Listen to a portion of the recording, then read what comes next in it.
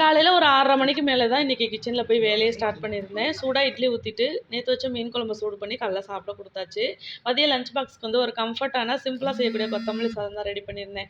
ஒரு கைப்பிடி அளவு கொத்தமல்லி, 4 பச்சை மிளகாய், 3 பல் பூண்டு, ஒரு துண்டு இஞ்சி சேர்த்துட்டு மிக்சியில் அடிச்சிட்டு எண்ணெய், கடுகு, கடலைப்பருப்பு சேர்த்து வேர்க்கடலை சேர்த்துட்டு அரைச்சி வச்ச கொத்தமல்லி விழுதை சேர்த்து உப்பு சேர்த்து சூடாக சாதம் போட்டு கிளறுனா கொத்தமல்லி சாதம் சுட சுட ரெடி ஆயிரும். இதுக்கு சைடிஷ் வந்து உப்பு, பெப்பர் போட்டு ப்ளைன் எக்கு தான் தோசைக்கல்லில் போட்டு கொடுத்துருந்தேன். இந்த கொத்தமல்லி சாதத்துக்கு இந்த பிளைன் எக்கு சூப்பர் காம்பினேஷனாக இருக்கும்.